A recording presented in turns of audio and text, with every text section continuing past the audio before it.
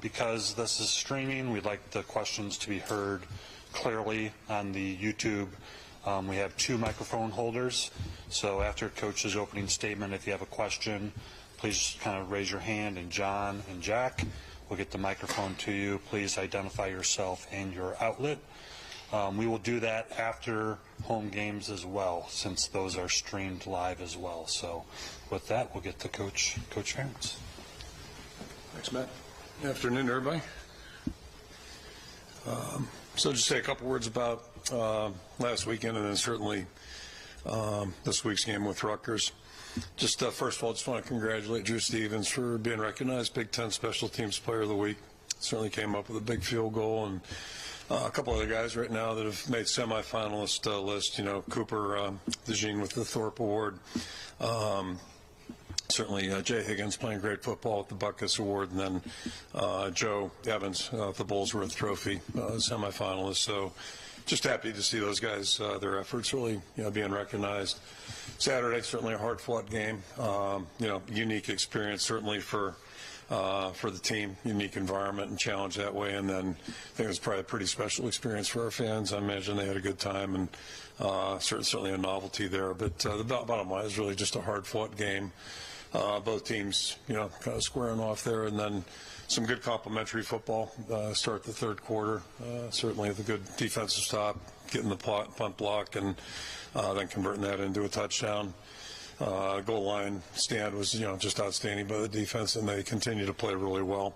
And that's certainly, something we're going to need. And thought the offense did a great job with the 2-minute offense, executed really well. Good to see the execution there. And then the conversion by Drew, and special teams are there when we need them. So that's probably, just kind of really representative of November football, and probably more of that to come here in the next couple of weeks, certainly. First thing about Rutgers, I would just say, well, let me back up. I'll tell you the captains, same 4 guys as last week. We get Joe Evans, Jay Higgins, and Logan Lee defensively, and then Luke will be representing the offense, Luke Lachey. Injury-wise right now, I don't see Stevens being ready, maybe, but I doubt it. And then up in the air, got a bunch of guys up in the air. It's that time of year, and it's a physical football game, so that's kind of the situation there right now. Moving on to Rutgers, we played them last year. Certainly, I think it's like night and day right now if you think about it. Played them early in the season. It was the last week of September, I believe, and first Big Ten game for us out there. And so a lot of games have been played since then. And now we're well, deep into the season, and they were a team trying to get their footing last year. Now they've got their footing. They're playing outstanding football. It's not a huge surprise. Coach Shannon been there, second tour of duty there, and did a great job building the program back in the early 2000s, and really put them in a state of prominence, if you will. And then, he went off to the NFL, several opportunities there, and now back rebuilding this program and doing it in really exemplary fashion. And again, not surprising if you know Coach Shannon. He's got a good staff. They clearly have an identity, vision of where they're going, what they want to look like and how they want to play. And bottom line, it's working really well. They're doing really good right now, 6-3 record, and look really good on tape. And they've got a good football team. One of the top running backs in the Big Ten, big physical offensive line, good receivers that'll block, and they're veteran guys. All those guys are seniors, the 3 top guys.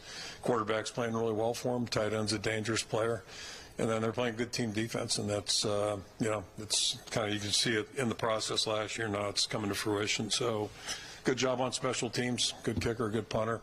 So all in all, it's going to be a big challenge for us, and we're in the process of trying to get ready for that. Just touch on the Kit Kat. We got Chloe Dinka, who's an 11-year-old from Winterset, and she's dealt with some spinal issues. Had an 11-hour surgery, imagine that, where they took a mass out that was kind of limiting her ability to sit and move. So that was one thing. And then she's had multiple surgeries to battle scoliosis. So as I'm told, she's doing really well. She's a 5th grader now, and her family just finds her to be really inspirational, and just brings a lot of delight to everybody in the family. So it'll be great to have them here Saturday. Look forward to that. And then, it'll be good to be back in Kinnick. Our fan support was outstanding in Chicago. We appreciate that, and look forward to being back in Kinnick and getting support there too. So throw it out for questions. far as the offensive line goes, sorry, I apologize. There we go. Old habits die young. It's a false start. There you go. Scott Dockerman, the Athletic. Yep. Okay. Your offensive Threw you line. off a little bit, Yeah, huh? I know. Here we go. Your offensive line, you had three guys who missed most of the game. Yep. And then I think Rusty came in late when Bo got hurt. Where did things kind of stand with Logan Jones, who I think had a walking boot, and then Mason, who's been fighting through an injury for probably the better part of a month now? Yeah, time will tell. We'll see how the week goes here. It's November, so we're dealing with a lot of that stuff. We had a lot of it going into the bye. The bye got a lot of guys cleaned up pretty well, so it helped immensely. We don't have the luxury of taking a week off now, so the guys are working back, and we'll see who can do what on Saturday. But keep our fingers crossed. Chad Leistico, Des Moines Register. Along the same lines, seemed like to us Tyler Ellsbury stepped in and played a nice game.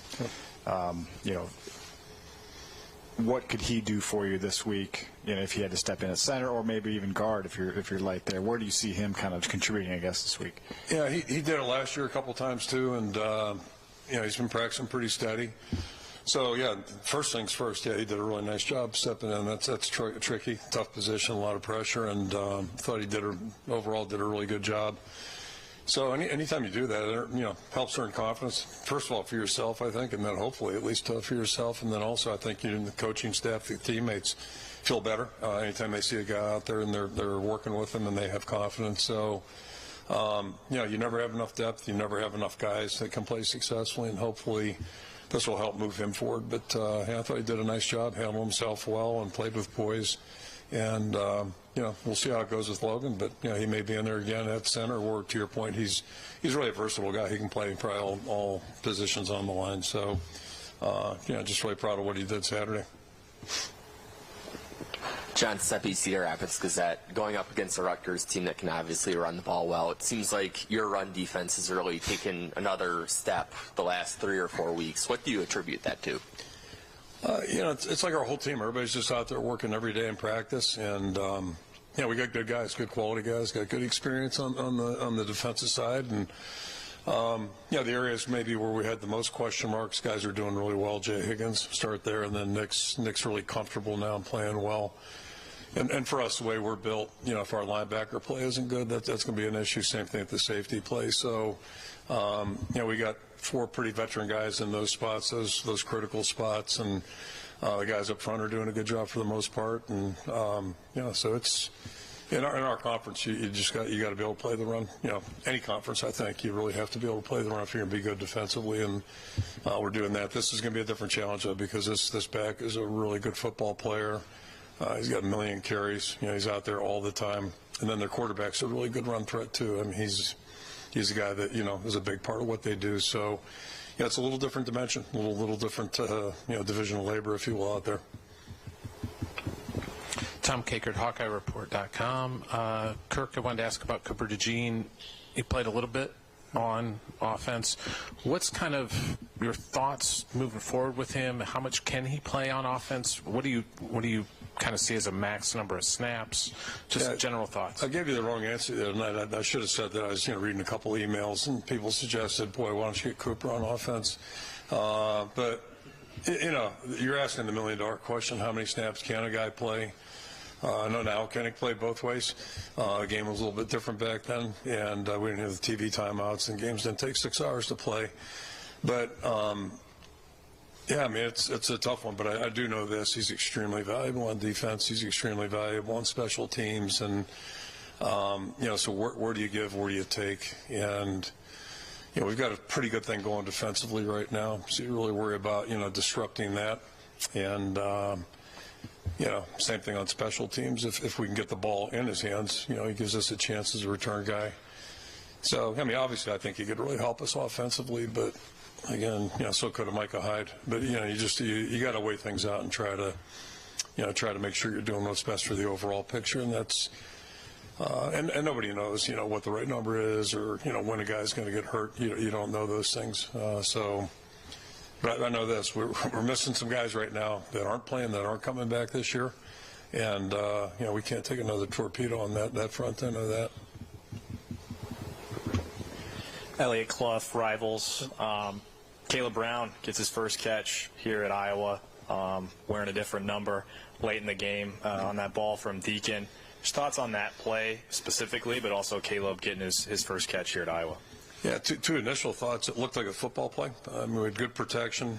Deacon stepped up and threw the ball and really made a very nice throw. You hope a receiver, that's why they call them receivers, you hope they'll receive the ball and secure it. I think the more impressive part, he fought for 4 or 5 yards after he got the ball, and that was critical at that point. Just to, we were confident we didn't have to move it too far, but just to move it without putting things at risk. So I thought that it was a great play. The play overall was a great play, and it was good for him to break in, if you will. I didn't realize it was his first catch until after the game, but that's a good start. Hopefully more to follow. Excuse me. John Seppi, Cedar Rapids Gazette. If you get Noah Shannon back, considering it's 2 weeks ago and they said 2 weeks, if you get him back, what would he really add to this team and this defense? Yeah, it feels like fantasy football. I just, none of us are getting our hopes up too high, just based on, based on the way things go at the NCAA. So it'd be great to get him back. He's a tremendous young person. You got Nico, you got Joe, who are both 6-year seniors, and Noah's right there in the class. They're all just outstanding players, team members, and Noah's a really good football player. He started practicing here a couple weeks ago and looks great. So it'd be great. To me, it's personal commentary. I just think it's the right thing to do. I'm not confident that's going to happen, but there's no doubt it might be the right thing to do. And we'll keep our fingers crossed. Tyler Tashman with the Des Moines Register. I don't know if Caleb Johnson was out there for a snap on Saturday. Is he dealing with an injury, coach's decision? What was that attributed to? Yeah, and there's no drama or nothing going on. We're just playing the guys right now that have practiced the best and practiced best through the bye week, and in our minds have played the best at this point. So but it's an open competition. Everybody's got a opportunity out there, and it's day to day, week to week. That's just how we do things. And watching them on film against Rutgers last year, we ran the ball well. So hopefully we can get them up and running here, and probably gonna need all those guys. So I'm really proud of LeSean. He had one of the worst plays of the season, and since that play, he's bounced back and really played well, and that's what good players do. So proud of the way he's handled that, and hopefully he'll continue to keep playing like he has been, really help us out. Blake Hornstein, Hawkeye headquarters. Coach, you've had 2 players in the butt kiss. Jack obviously won it last year, and now Jay's in that conversation. How much of that is the standard and the system you guys have here of developing guys and getting them to that level, and how much of the credit goes to Jay just for the exceptional performance he's had this season? Yeah. So in our program, as I said earlier, if our linebackers and safeties aren't involved pretty heavily, we're going to have a problem. So that's a critical position in our defense. All the credit goes to Jay, in my opinion, just like Jack. You get guys, and Jay's a really good story, I think, in that I don't think he had a Big Ten offer. I'm pretty sure he didn't anywhere. And then, but he's just one of those guys, when you meet him, he makes you feel good, and you feel like this guy's all about football and all about team. And that's what he's been. And I tell our guys all the time, if you're trying to learn how to get good, hang around and look and follow guys that are good, pay attention. And he clearly paid attention to guys like Campbell, Benson, and he's just playing at such a high level. And he's been bumped up there during the season too, but just you can't get him out of there. It's hard to get him out of practice, and great attitude, but he's just he's done a great job. So it's nice to see him get attention. I think he's more worried about Saturday than he is any of that stuff right now, like you hope everybody is. Scott Docterman, The Athletic. Wanted to kind of ask you about your message for your team. 3 games left. All of the goals seem to be out in front of you, but there's also kind of a razor-thin margin in probably all 3 of these games coming up. How are you handling this approach? Is it day by day, game by game, or is it mentioning what the goal might be at the end of the rainbow? Well, these guys are all in college. They know what's going on, the big picture-wise, and we're not in the BCS title hunt or whatever that show is that they got going, but my observations going back to 2008, when you start getting involved in discussions about that, pretty soon you find yourself you're out of that discussion real quickly. We should be 3 instead of 2, or 2 instead of 3, I guess is what would the argument be. Remember that one in 2008. So you start getting distracted by that kind of stuff, and next thing you know, you get knocked right on your tail. And that's how this conference is. That's how college football is right now. There's nothing easy about any game unless you aren't competing in it. And razor thin like that. I was saying about that earlier when we were talking about Cooper. We live in the world of razor thin, for like 25 years. That's where we've been, actually longer than that. So everything's important, and we're not good enough to take our eye off anything, and other than the target, and that's really been the message. We just need to worry about getting better. We need to worry about doing everything we can do to get ready for Rutgers, because we're going to have our hands full just like we did last Saturday, and I'll predict if we get 3 games left, it'll be that way all 3 games. Shannon Earhart, KCC High. Going back to Jay Higgins, how have you seen him grow? You see him daily. We see him before you get to see him, so we watch him daily, and he's just everything about him is positive, just everything about him. And then last year, he played significant reps, and besides special teams, played significantly on defense. So, you're watching him first time out there, basically, when it really counted, and doing a really good job. But now it's a whole different deal, because there's a lot of pressure on that Mike, the middle linebacker. He's got a lot of going on, in terms of checks, calls, all those things. Those guys get loaded down pretty good. I mean, it doesn't look like we're doing a lot, but there's a lot of communication going on. The offenses are doing a lot. So it's a really tough position. It takes a guy some maturity and a guy who's really invested and works hard, and Jay's all that stuff. So, we felt good about that part of it. And then, how's he going to play? And he's really done a great job. So it's a credit to him. He's just worked his tail off. He cares, truly cares, and he's just a great young guy. Adam Jacoby, Go Iowa Awesome. You've mentioned before that Caleb Brown is, young, inexperienced at receiver. But you're leaning on him in one of the most crucial plays of the game, and that's not really a position that he's been in weeks past. Did that have to do with Vines being banged up? Well, yeah. Did that have to do with Vines being banged up, or just some growth that you've seen from him in the recent weeks, or why was he on the field at that point? Yeah, I mean, Deontay was out at that point, and it's next man in, next man up, and that's we talk about it all the time. Some guys listen better than others, but if you do get opportunity, you never know what's going to come typically, and it is opportunity to do something, get noticed, and get noticed in a positive way. And came up big in a really big time. It was a critical play, obviously, in the game, and allowed us to be in a position where we didn't have to go into overtime, which is positive. So, but it's just him working every day. He is.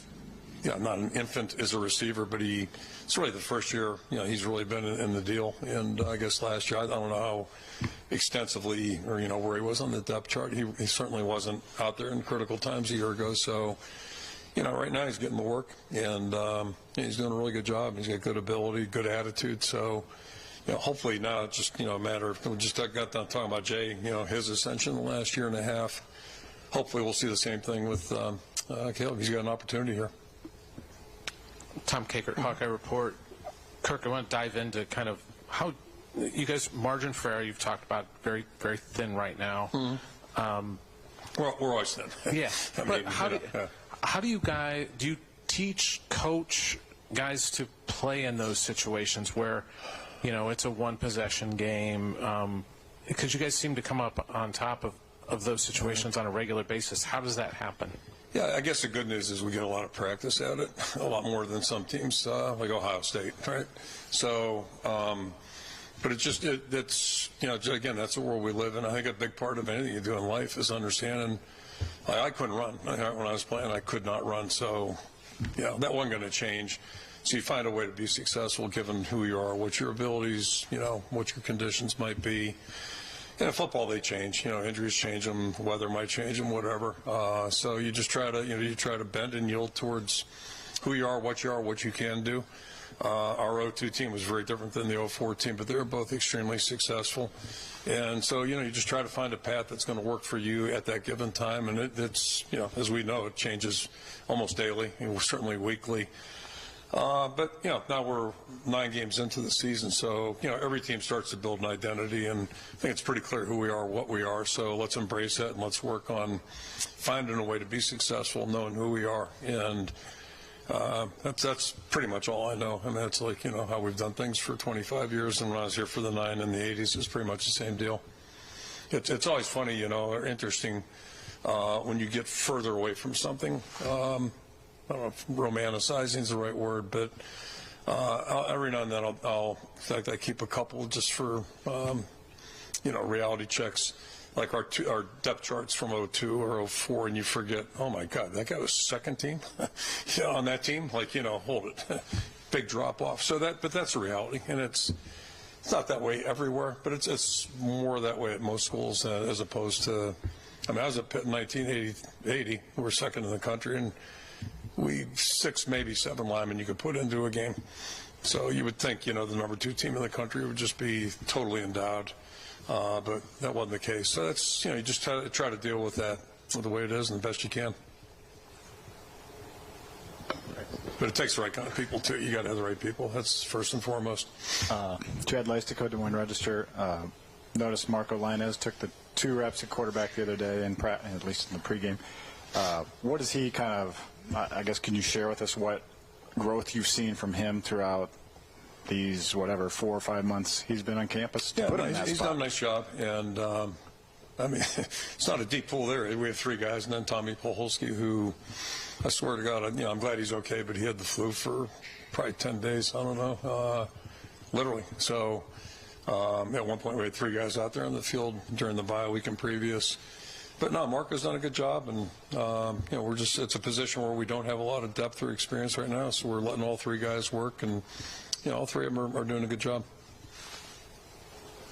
Matt McGowan, the Daily Iowan. I was talking with Kyra Fisher earlier today, and he said you were the one who told him he would be on scholarship. It was during practice. And what do you remember from that day, and what has Kyra meant to this team? Who was it? I'm sorry. Kyra Fisher. Well, we just got done talking about Jay.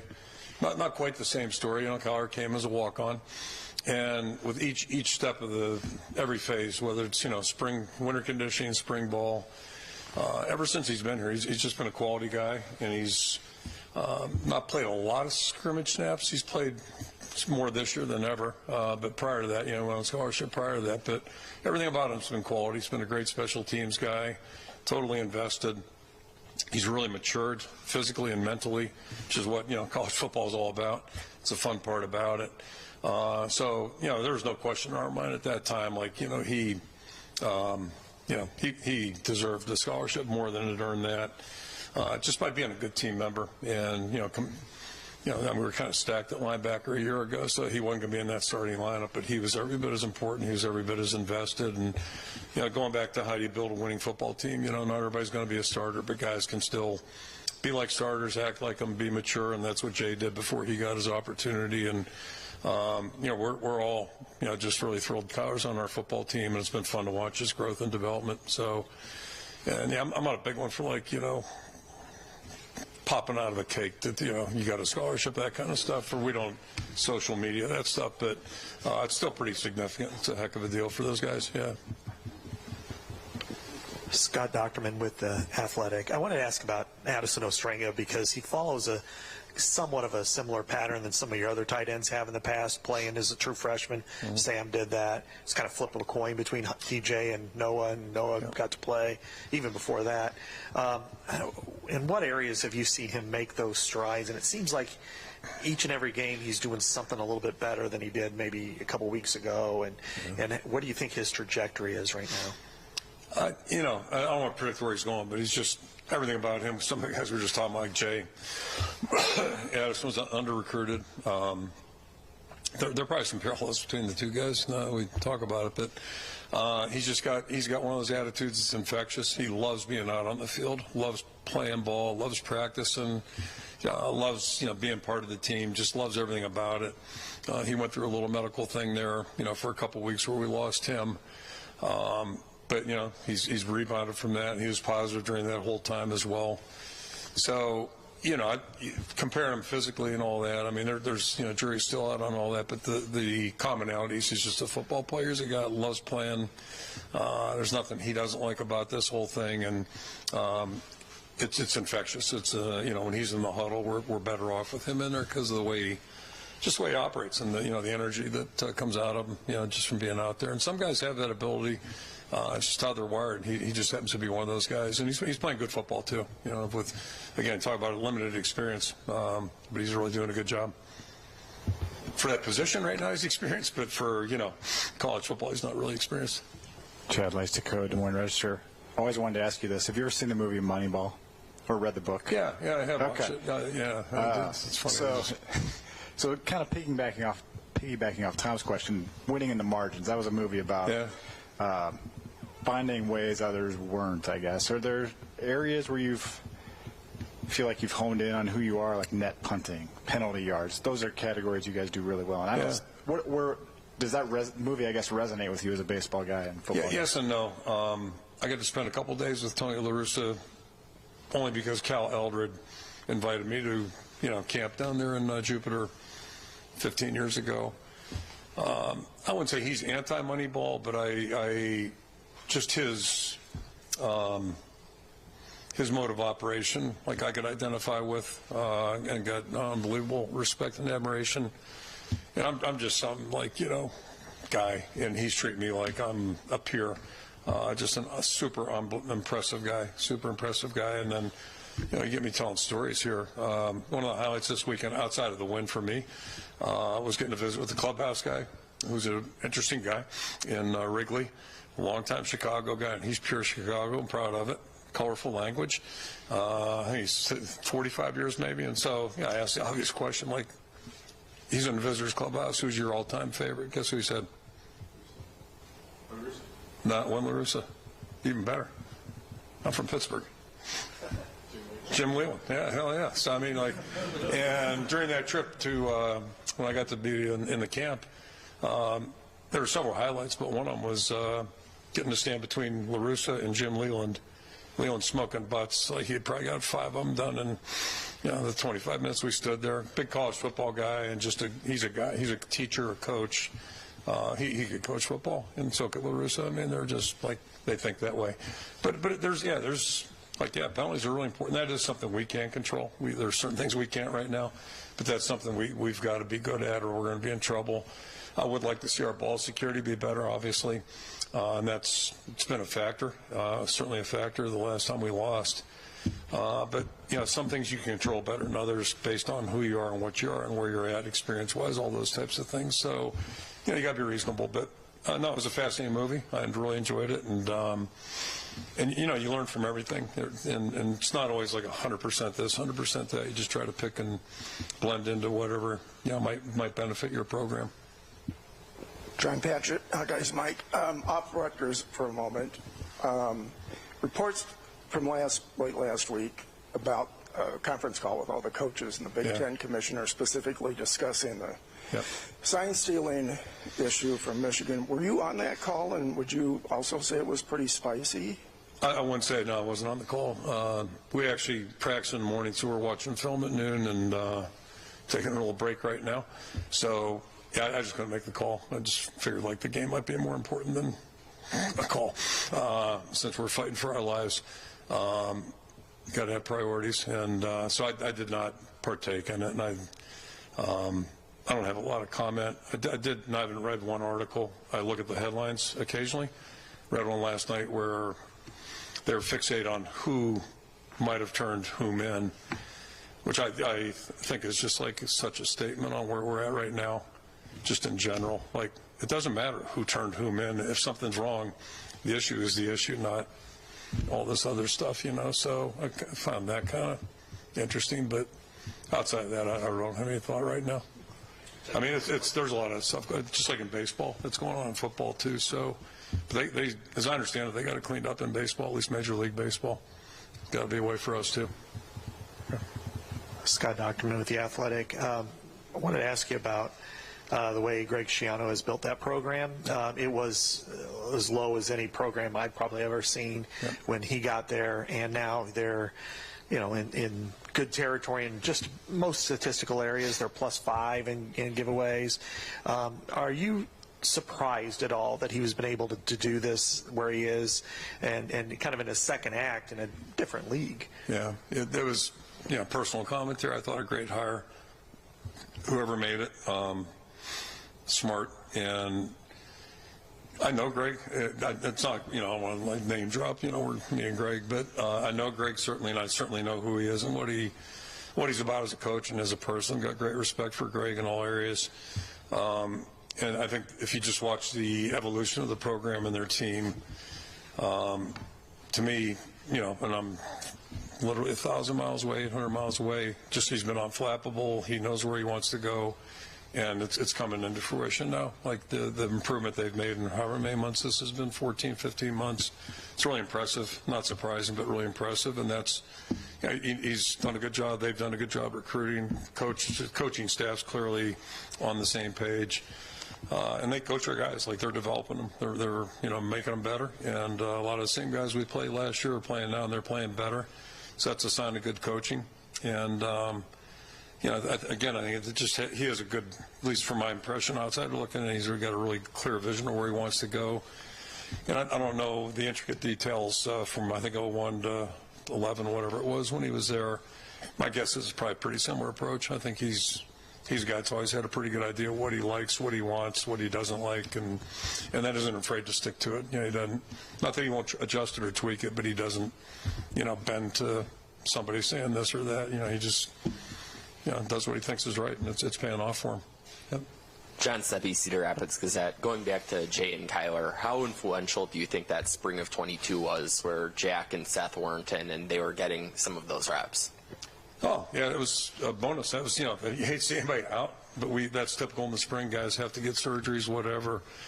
But again, the credit goes really to Jay and Kyler. Those guys, some guys take advantage of opportunity better than others, and these stories don't just happen. It happens because the right individuals make it happen, and you just never know when that's going to come. But when the door does open, you got a chance to jump in there and do it, just like Addy. I mean, Addy's doing the same thing right now, and he would have been our third team guy right now. He's our nominee for the Mackey Award. That's what we got. So, but he's done a good job because he's been into it ever since he got here, and that's a commonality with all these guys. They're focused on the right things. They're serious about it, and they work hard. And then, again, just like we're talking about what's going on at Rutgers, there's growth with those guys on a daily basis, which is not real dramatic, but it is over months. All of a sudden, like, oh, this guy's pretty good. Yep. Okay, thank you. Thanks,